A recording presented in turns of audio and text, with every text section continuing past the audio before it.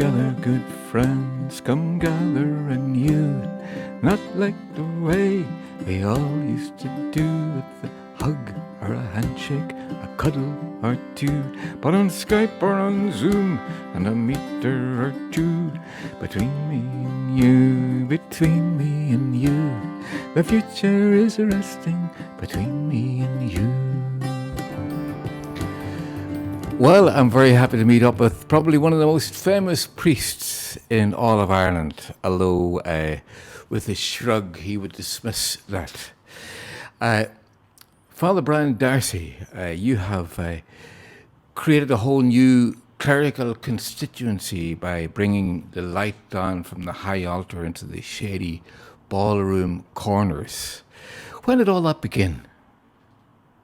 It's like everything else, Tommy, in life. Most things begin bit by bit, and they grow organically, as they say now. Though I never knew what that meant. Organically to me was my father setting cabbage with a barrel load of horse manure along the side. That was the only organic thing I ever knew, and that was real organic. Well, I'm going to stop you right there for a moment and stay there, because that's the place where it all began. And you travelled to many a place and influenced many people in so many different ways, including the creation of One Father Ted. And I'd like to talk to you about that after a while. But where did you grow up? I grew up in a little village called Fermanagh.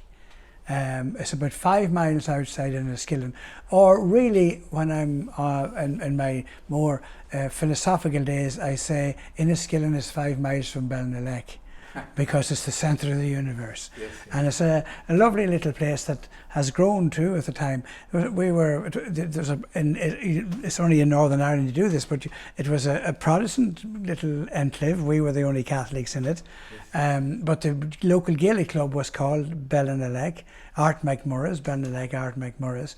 And we had most of our neighbours were Protestants. We got on extremely well with them. Did that growing up amongst the other side, so to speak, prepare you for the eclectic embrace that you would champion as the years? No question about that. And I think you see, our Protestant neighbours would come down to my mother on the 12th of July and say, "Will you take the children while we go to the march?" And my mother would have all the children. We'd all be out playing in the field outside our house, and Daddy would do the milking for George Lee, so that George Lee could go to the 12th of July, and then in return for that, George Lee they give us the loan of the tractor so that we could cut the few acres of land that we had for the hay. And it was, it was unspoken. It was lovely. It was brilliantly done. And then, of course, from about the beginning of July to the middle of August, we withdrew, sort of thing. We withdrew, and Protestants took over, and they took the marching bands up and down the road, and and nobody said anything about it. It just, that was it. And before that, the Fermanagh would be in the championship and in the league, and after that to be in the championship, and then we'd take over then after they stopped, and we shared the countryside brilliantly. Now, we always knew that we were second-class citizens in that. We weren't going to be B-men, be specials, and we weren't going to get jobs. Although we all went on them eventually. Free education was the great leveller, and I got the 11 plus. I was sent to my cousins in Oma to make sure I'd get the 11 plus, pass the 11 plus, and then you got free education, which was a wonderful system. I mean, it really was a wonderful system. And you got free books and you got free everything once you passed the 11 plus. Then we all, Protestants and Catholics, went on the bus, 58 bus, came down from Derrylin. And they used to have a conductor at the back of it and a driver at the front of it, and there was wonderful things. And he'd bring eggs into Gracie's for sale, and he'd bring day-old chicks out, and people would collect them, and the buses did all that. There was a roof on the bus and a ladder up to the roof of the bus, and bicycles, everything was brought up to the roof of the bus, and it was an amazing community service. Nothing like it at all now, nothing like it at all. We'd have the chats, and we'd get to know each other, and those people are still There's only a few of us left now, but we're still very good friends to this day. Speaking of music, the McConnells, that famous singing and musical and storytelling family, they lived pretty close to you in County Fermanagh, it would seem. McConnells lived, the McConnells, across the fields, the McConnells were about 10 minutes from us. Round the road it was a bit longer. And we all, Cormac and Cahill and Sean and Michael were the same age as Gaby, God be good to him, and myself, and God be good to Sean too, of course. And we all went round. Sandy McConnell was married to a teacher, Mary, and she taught up the road, and Sandy had a wee shop, crippled with arthritis. And the wee shop kept Sandy not in money, but in company.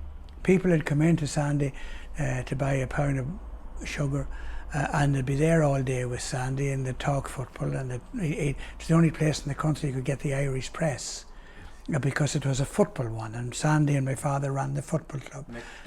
Mick Dunn was there. Mick Dunn was exactly there, and Michael O'Hare on the wet battery radios. Wireless as it was, and that's just it seems like centuries ago, and it's only 60 years ago really, and so the changes that have been there since. Then Sandy had arthritis, and they had a big old dog called Friday, useless old dog, and we had a wee dog called Jessie, a mongrel terrier, and she could go into a bunch of briars and pull a rabbit out of it and no bother. She'd come out of the rabbit just very humanely by the back of the neck. She'd give it one swing and the poor rabbit was dead. Sandy thought that rabbit soup was good for arthritis, and he'd send all of us with Jessie out all over the country side on a Sunday evening or a Saturday evening to get 4 or 5 rabbits so that he would have soup for the week, and we'd have a bar of chocolate for that. And then they had a bit more money than we had, so they had a ball, a blow-up ball, with that you had the tongue out of it, and then you put the tongue, squeeze it with your 2 thumbs underneath it, and we had All-Ireland finals between the rapid threes. You know, it was just wonderful. And of course they had great music in the house too. Well, maybe a good time to have a song from one of the McConnells.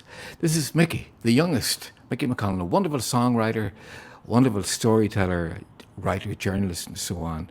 Mickey McConnell.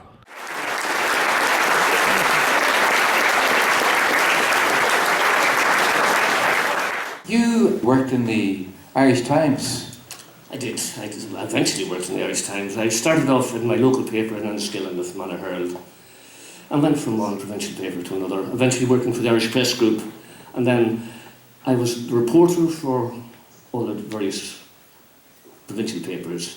I was a reporter for the Irish Press, and then I became the gentleman from the Times. I remember that. You used to dress up and all. I used to dress up and all. Suits and waistcoats. There came a point in your life when you get a little bit frustrated trying to interview politicians. Yes. Politicians and I never got on particularly well.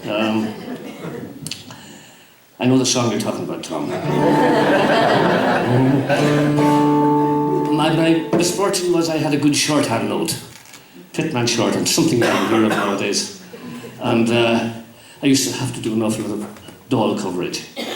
And I'd be sitting up in the press gallery listening to all these politicians. And all the cliches that we're using kept striking me.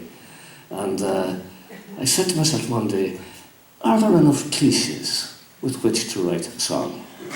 And I didn't think there'd be enough, but as it worked out, far too many. So this song was the result. And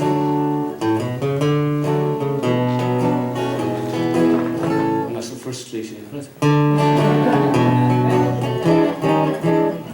Well, for 20 frantic, fruitless years I worked in Dublin town, reporting for newspapers. I was busy writing down all the words of politicians in the endless quest for truth. 'Twas at such a wasted exercise I squandered all me youth. That's the cause of my misfortune, as I'll explain to you, for I find myself now talking like politicians do. So if somebody should ask me, do I take sugar in me tea? I grasp them warmly by the hand, and this is what I say. Well, I'm very glad you asked me that, for at this point in time, in the circumstances that prevail, there isn't a pipeline, infrastructure implications interfaced with lines of thought which lead to grassroots viabilities, which at this point I'd rather not see it in ambiguities, but rather seek to find negotiated compromises, which are the bottom line for full and frank discussions which could serve to integrate with basic fundamental principles to which we all relate.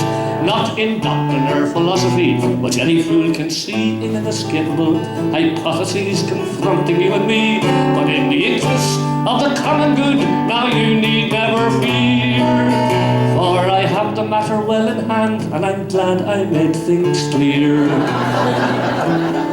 Now that was the chorus. I'll expect you all to join in. That's you first, honey. Now, as you can imagine, this has greatly changed my life. An example was the fateful day on which I wed my wife. All went well until the moment the priest asked me with a smile, do you take this woman for your wife?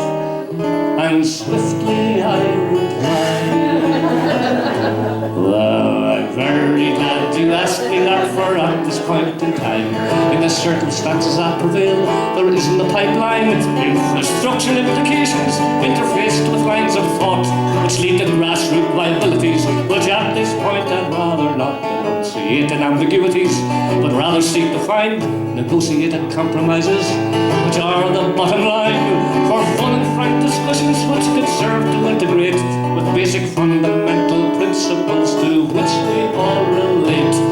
Not in doctrine or philosophy, which any fool can see in inescapable hypotheses confronting you and me, but in the interest of the common good. Now you need never fear, for I have the matter well in hand, and I'm glad I made things clear.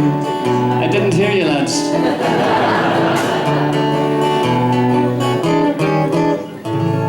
Now I'm lying on my deathbed, and I'm filled with mortal dread, for I know that pretty shortly I will certainly be dead. And when St. Peter asked me, do I want to come on in, I'm sure to face damnation, for I know I'll say to him, well, I'm very glad you asked me that, for at this point in time, and you know the rest of the sentence.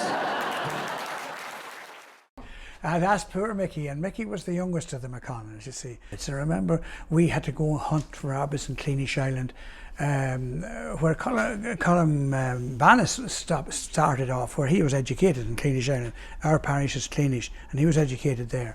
That island is still there, and the old monastery ruins are still there. So at that stage there was a cot. I don't know if you know what a cot is. A cot. There was no bridge into the Cleanish Island from the shore. So there was a cot on wires, and you wound yourself across, and you could bring a horse and cart, or 10 cattle, or 2 people, whichever it was, and you wound yourself across. There was a wire, and it was hooked to the wire, and you wound yourself across, and then it was over there, and you had to shout for somebody to bring it back to you, and that was it before the bridge was built. What a great idea. What a great idea it was. And there was 9 or 10 families on that island. There's nobody on it at all now. But we used to get the rabbits there.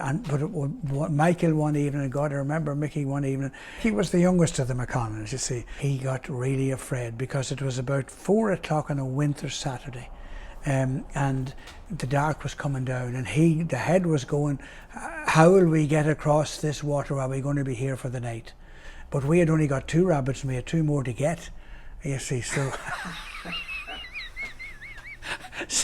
anyway, we got the 2 rabbits, and then of course on the road out we started telling ghost stories, as country fellas did, you know. And Cormac McConnell, who is a beautiful storyteller, he wrote Christmas 1914 as it should have been, he's just one of the most brilliant writers that in this country is known.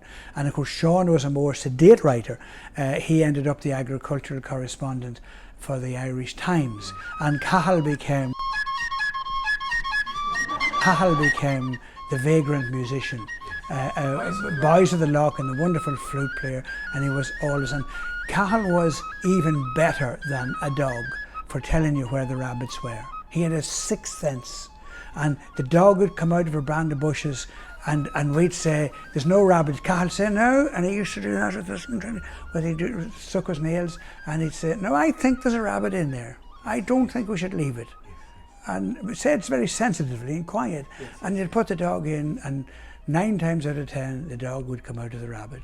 Cahill was right, he had that beautiful sense.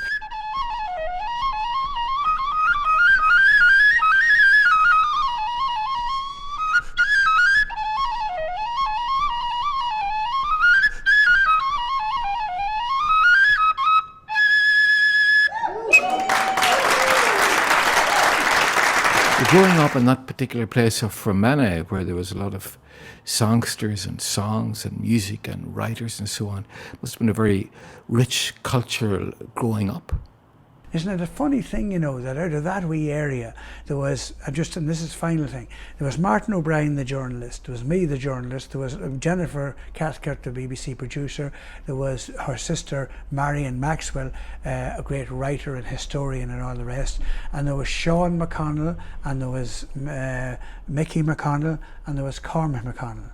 And there's 8 journalists that went to school together in that small area, unknown area, and what was it? What, I don't know. There was a history, and there was a tradition of people, what we call Cayley, and people who come into Cayley to sit in the house, and stories. Yes. And the man with the story was the man who got the best mug of tea. Yes, and nobody wanted them to leave. Nobody wanted them to leave. No, yes. No. Well, then you left County Fermanagh.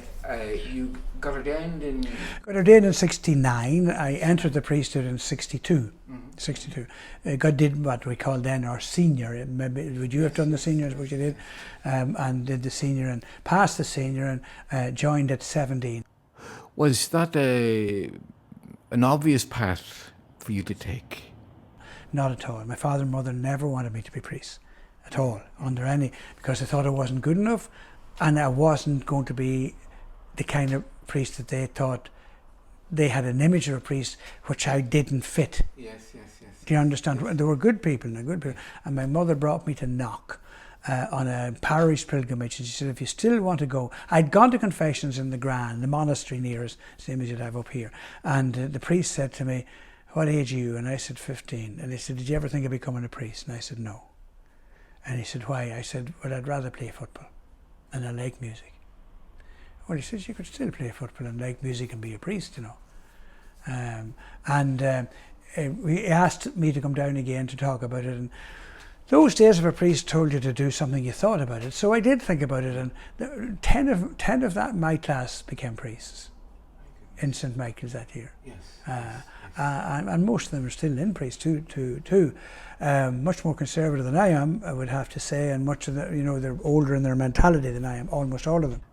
And so you became a priest, and a very well-known priest. In fact, I heard you've been discussed on the radio not too long ago, and a woman was saying, that man shouldn't be a priest at all. He should be a bishop. I thought it was very interesting. Most bishops said, just put in half of that. That man shouldn't be a priest at all. Did you listen to Radio Luxembourg? I couldn't study without Radio Luxembourg in my ear. And I did mention to you that my father sent me to Oma, to my aunt, at 9, to make sure I got the 11 plus.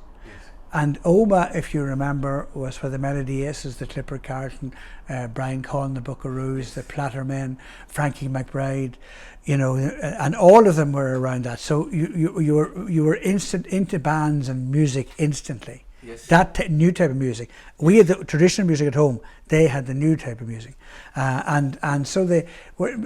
And when I come back out of that, I always had that interest in the popular music that but Elvis just was the most wonderful, wonderful thing to me, because I didn't know it at the time, but I know now what he had. He was a white man with the soul of a black man.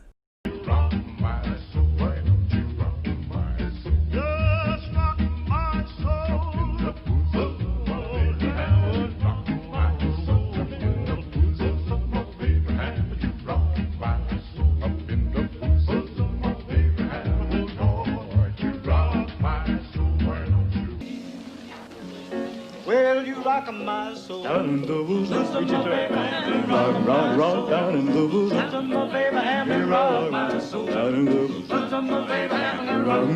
Rock, oh yeah. Rock. Oh, Lordy, Lord, Oh, whoa. rock my soul. Why don't you rock my soul? Well, you rock my soul. Down in the woods. Listen, my baby, and me rock. Rock, rock, down in the woods. Listen, my baby, and me rock my soul. Down in the woods. Listen, my baby, and me rock. Rock, oh yeah. Rock. Oh, Lordy, Lord, Oh, whoa. rock my soul. Why don't you rock my soul?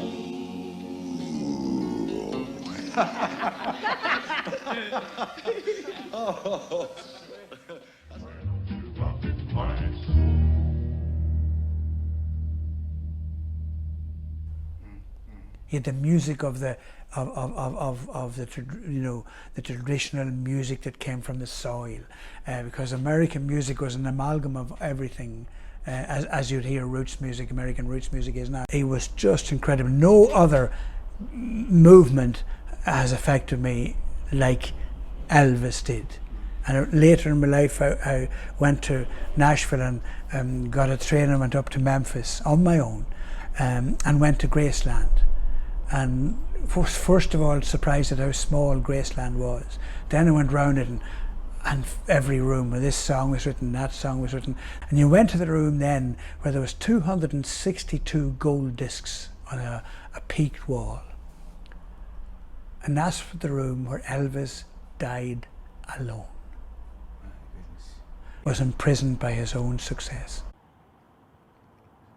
So all this music was part of your growing up, the traditional music at home, then the American music coming through, and show bands and so on. You see, that was the interest I had, Tom. You see, and there was a man was starting a newspaper. I used to wander up and down O'Connell Street as a young clerical student, 19. My mother died very suddenly when I was just 19. And it was a lonely life after that, you know, a very, very lonely life. And I had suffered abuse just before that. And that whole thing was in. So occasionally I used to get my bike and ride down to O'Connell Street with no money, dressed as a cleric, Fáinne pioneer pin in the hat, and a Roman collar. People saluting me, and if they only knew what I was like, they'd have thrown their hats at me, you know. And they're just, well, I was walking up and down. And I met a man called Eddie Masterson. Eddie Masterson was a solicitor from Tubbercurry in County Sligo, who lived in the same room for 17 years in Barry's Hotel, a single fella. But every band in the country, he was the centre of every band in the country. He wrote songs, he wrote the first Irish record that ever made the charts in Britain, a tribute to Jim Reeves for the Mighty Avens. First Irish show band record, and he wrote all of these, and he pulled every string in the business from a dirty old bedroom in Barry's Hotel. He died at 47. I did his funeral, massive funeral, massive funeral, both in Dublin and in his native Tubbercurry. And Eddie was walking with two gentlemen up O'Connell Street, and outside the Gresham Hotel they met me, and Eddie called me over, and he said to the man with him, "There's a man there who'll write for you." And I didn't know what they were talking about. And Eddie said, "This man here, he's starting a new pop paper, and he's looking for people to write for him, write for the paper. And so you know more about this than anybody." And I was only a student now at this time, you know. And I said, "But I can't write for a pop paper. I'm not even allowed to read a paper, never mind write for a paper," which I wasn't as a student. That's how you prepare students for the world. You ban them from reading papers.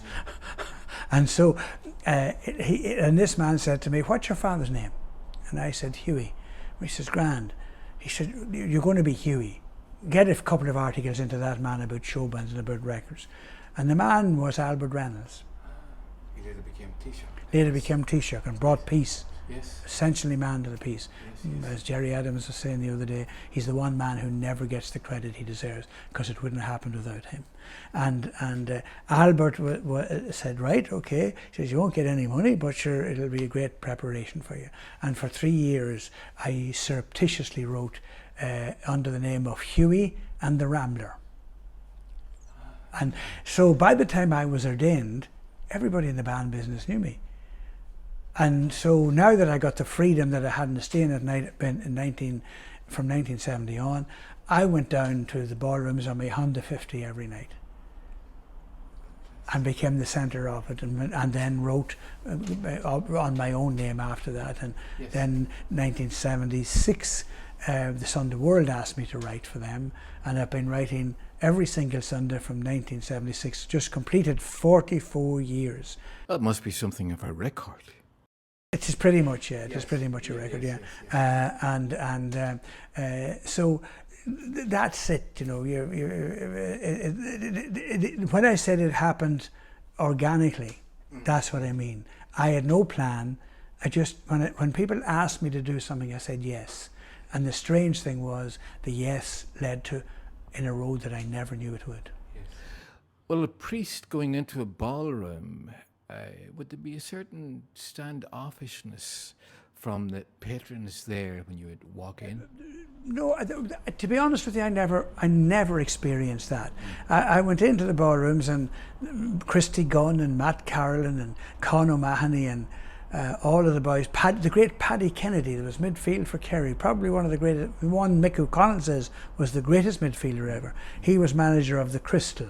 Liam Ryan was down in the Olympic, you know, and all of the boys, I knew all them, and they'd see me coming and they'd just walk on in. Yes. Do you want a cup of tea for the Brian? And you get you a cup of tea, and you just stand. And I would do maybe 5 ballrooms a night, you know, on my Honda 50. Well, I know that Father Trendy and Father Ted, he would come later, but during this time you had a big influence on the various musicians and show band people that you administered to in many ways. And there's one man here who would like to say a few words, a very dear friend of mine and yours too, one of the few survivors of the Miami show band massacre, a man who has come through much sorrow and suffering and has come out the other side with a lot of forgiveness and inspiration, and also a very strong desire for justice.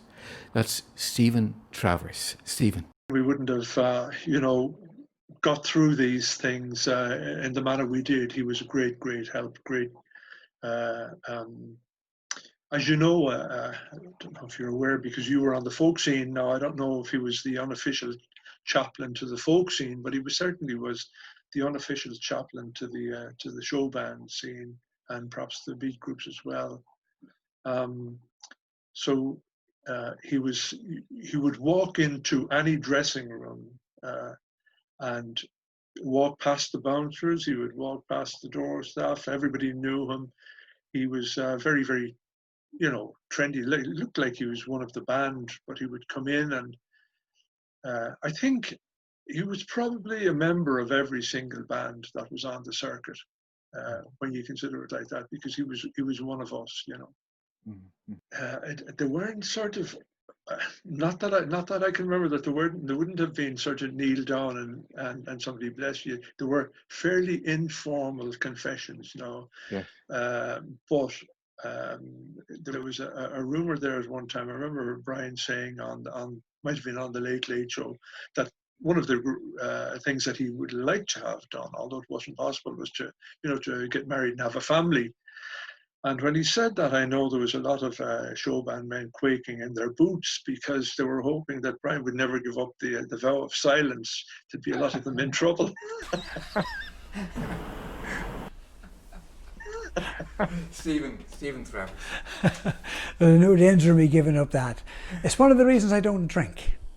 Yes. And have never been a drinker, because I have people's lives and secrets and confidences in my head, and I would hate to think I don't need it for a start, but I would hate to think that at some stage I might waken up some morning and did I say something about somebody's private life?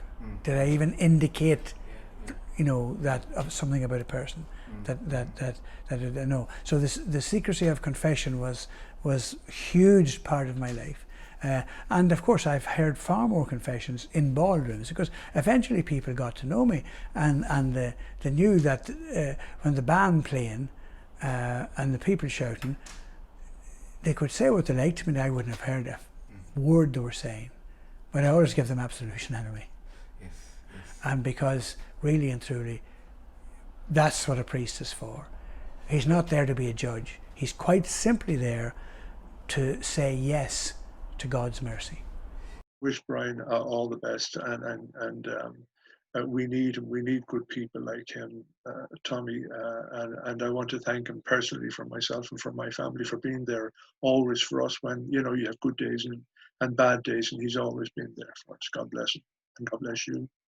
Stephen, thank you very much indeed. Thank you for your very kind words, Steve. There were some times that you felt like leaving the priesthood. Yeah. Oh, yes. I mean, I think any healthy vocation. I mean, I entered very young, and one of the things of abuse is that it stunts your growth, it stunts your maturity, it stunts your ability to be real, and that used to worry me a lot. That maybe I was still an immature young fella, frozen at the age I was abused at. And to some extent you are, and you have to work hard at that, emotionally anyway, to overcome that. And I always wondered, because I was so different from anybody else, but I could never be your Maynooth package priest, never, ever, because I couldn't fit in that.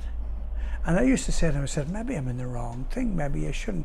And I went to America to study, to make sure, to bring myself up to date on everything. I went try two periods to do that. I went to Africa to work, to make sure that I was experiencing, loneliness of a right kind, and away from the center of lights and stuff like that. And the center and lights are accidental to what, I'm there. I'm there 100 nights and there's no lights, but people only see you there the nights that they turn up. Do you understand what I mean? And that's the difference. And the band guys always knew that. They knew I was their chaplain, not trying to outshine them. Yeah. And I learned most from them. I learned from the people in show business that, how to listen to people. Because if you're in show business and don't listen to people, you won't be in it very long. Yes. And so and that I bring that into theology and bring it into place, and Vatican Council then said the very same thing. If the baptized faithful agree totally on a way of action, that is more infallible than the Pope saying it, because the Spirit works through the baptized Christian too. Would you have any hearing for that maternal Celtic spirituality that would see God not as just up there, but in the wind, in the rain, before us and behind us and so on, all around? I think one of the worst things that happened to our church anyway is that the Roman Emperor became a Christian. Because eventually the model of the church took on the model of the Roman Empire, hence the Roman Catholic Church. You see, and I mean, the emperor was spent when we took it up, and so you have that hierarchical thing and difference, and once you have a hierarchy, you have ceased to be a Christian, because the essence of Christianity is that we're all equal. First Christians were marked by the very fact that they sold what they had and shared it with the poor, so that nobody was in need. God's a mother and a father. God is not a he, because you can't limit God to a he. You can't limit God to our little minds. See, the Catechism used to say, God be good to it in his old days, man is made in the image and likeness of God. Well, it was precisely what we didn't. It was exactly the opposite. Man, in fact, made God in the image of himself. And God became as mean as the man did, and as unforgiving as the man did, and as angry as the man, and wars and vengeful and jealous and bitter, and I'll get the last word. And utterly the exact opposite of what God has spent the entire length of universe that we know it trying to tell us. So the Celtic spirituality is rooted in the land, and it's the most ecologically perfect spirituality that we've ever had, because you go out, it's not that tree is God, but that tree is created by God. And that river that you see down below you, and that lovely lake and inlet that you have, is created by God. You cannot walk out in a Celtic spirituality without the perfect focusing on the glory of God and how lucky you are to be part of it. And that's a wonderful spirituality that, you know, is much better than a law spirituality or canonical spirituality, which destroys the human mind. You know, it's the choice of being able to find your God everywhere, not depending on a priest or not depending on a Rome or not depending on anybody. Find your God everywhere. And then if you want to gather as a community to thank him and partake of the great Eucharistic meal, that's fantastic. Do it when you're ready, and do it as a Eucharist means thanksgiving, and do it as a wonderful insight of gratitude. Well, Pope Francis speaks much about the environment and the interconnectedness between the physical and the spiritual world. I think it's the most prophetic document that the Holy See has produced in my lifetime. And you can take the Second Vatican Council out of that because it's a council. But as a document, that probably is the most wonderful document that has come from the Vatican. Inspired, wonderful, and is, you know, when you see the might of the great capitalist nations of the world saying that this document is a disgrace, then you know that it speaks the truth. We can't live in such a selfish way so that our children, possibly and definitely our grandchildren, will be burned off the face of the earth because of our selfishness. Which is precisely what ecology and theology means. I belong to an order called the Passionists, and we haven't had many famous men. We're plodders, you know. We're GPs rather than consultants. You know, we leave the Jesuits like that; they do the consultancy and get well paid for it. Whereas we travel along as best we can with show bands and stuff like that, yes. And mucking around on the ground, you know, like that. Well, you're obviously a very profound thinker and sincere man. In stark contrast to some degree between that and a certain Father Ted that you give rise to, people would say that you were the original Father Ted.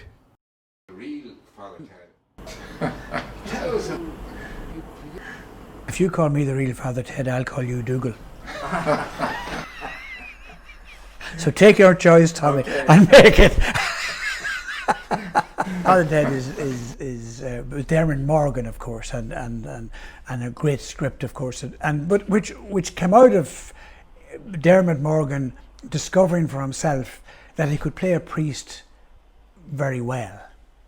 Because and that happened because he used to watch in the communication centre priests practicing for speaking to camera, like speaking now and talking very nicely, and they all look so pious as they spoke to the camera, just like that, and with all sorts of things. And he used to watch, and they had a script and a voice.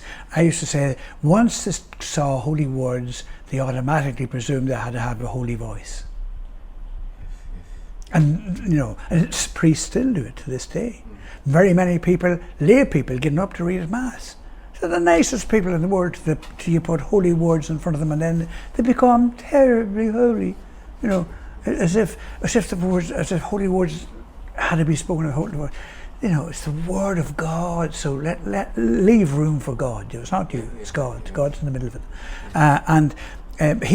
There was a program on RTE called Outlook. And I have to think because of what happened.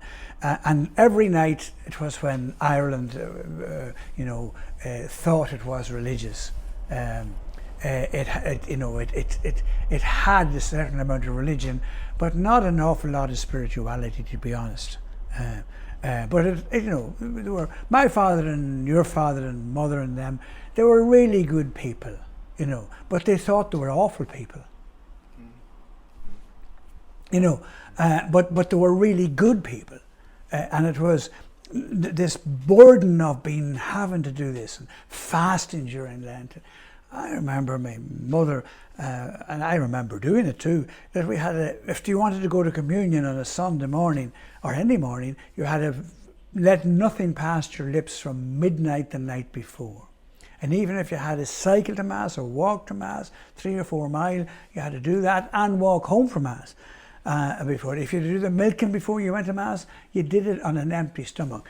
Do you know, in those days, I remember as an altar boy, everybody fainted in Mass. I haven't seen a person fainting in Mass for about 50, 40 years. And the reason was because they were all hungry, and half of them had probably had diabetes, and that, you know, that was it. So they were the kind of people. But so the outlook used to put them to bed to sleep. Well, it was a great joke for putting you to sleep, to be honest, because it was that boring, and it was better than a cup of cocoa.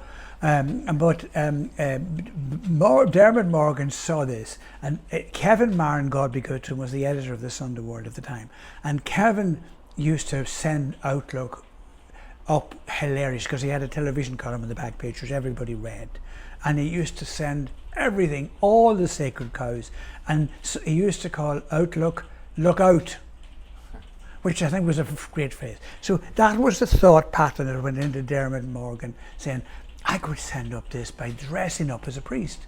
And he wanted to dress up as a priest. One Tuesday morning, I was leaving my copy into the Sunday World and tearing your office, and Kevin called me and Dermot was there, and I knew him anyway, and he says, tell Brian what you're going to do. So he told me, I'm going to dress up as a priest, and I'm going to send these ridiculous things. I'm going to do a pub show dressed up as a priest. It'll be, sure, the singing priests are all over the place, and I'm going to call myself Father Michael Cheery. And the most famous priest in Ireland at the time was Father Michael Cleary, who was a good man in many ways, in most ways, actually. But it is after he died, it was discovered that he had 2 children, as if that was the worst thing in the world. You know, at least he reared them and gave them a good education, which was something. But anyway, so Kevin says to him, come here a minute, he says, what do you want to be calling yourself? Sure, Michael Cleary's a hairy boy with a beard and going bald on the top. He said, sure, you have the same hair, you have the same image, you're the same thing. Why don't you call yourself Father Brian Trendy after him? He's the trendy priest. And that's how Father Trendy was on. And I was dressed in black. He got Dermot Morgan to put on this suit that he was going to use in the pubs, and the 2 of us, with our arms round one another, and the story about Father Brian Trendy was coming up, and he headlined it, "A Good Kick Up to Darcy." And so was born Father Trendy, out of which came Father Ted. Now, can anything good come out of that? And did you enjoy it? No, it was a bit of fun. I didn't mind Dermot doing it. It was a bit of fun. I mean, you couldn't take it, but it actually, people took it terribly seriously. I'd go around the parish and old ladies would be talking to me, going to give them the communion, say, good morning, Father Trendy. And then you could see them, the false teeth would begin to almost fall out of the mouth. I haven't thought, sorry, Father Brian. Sorry, Father Brian, I didn't mean to say that. And eventually it began that even when people were listening to me preaching, they began to say, there's Father Trendy at it again. Do you know what I mean? It became a millstone around my neck. And remember poor Dermot, John McColgan and Moya, the people of Riverdance, they had a place that lived in Meath at one stage, and they were moving out of that house, so they got a lot of their friends together. Thankfully I was one of them, one Sunday for lunch, and as it so happened, among a lot of people there, I was sitting next to Dermot. And he says to me, Brian, you'll be very glad to hear that I'm finishing off Father Ted. And I'm finishing off, you won't see it again. He said, I've done enough of this getting repetitive, and I don't want to be stuck with it, and I have a heap of new things to do. And I'll not be Father Ted anymore. And I said, fantastic, Dermot, I'm glad about that. But I'm still stuck as Father Brian Trendy because of you. You made more money out of me than I made out of myself. And the roars and laughs of poor Dermot at that. And of course, unfortunately, the poor man died within about 10 days of that last conversation. So there were no more Father Teds anyway. Well, Brian, once again, many, many thanks. We've come a long journey in a short time. Been a pleasure, Tom. One question before you go. Do you think, does God have a sense of humour? Do you ever look in the mirror, Tommy? Because I do, and I laugh. I'm shaving my father for about the last 3 months. You'd have to have a sense of humour. I think one of the loveliest things that God did was that he decided that as we got older, our sight would diminish because we can't see how bad we are.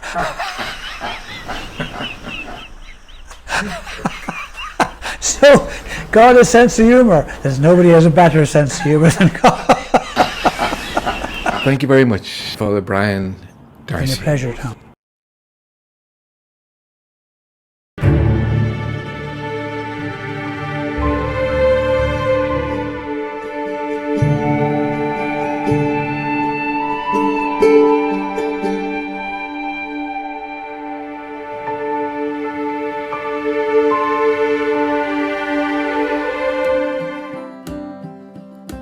Good God of Almighty forgives all the time.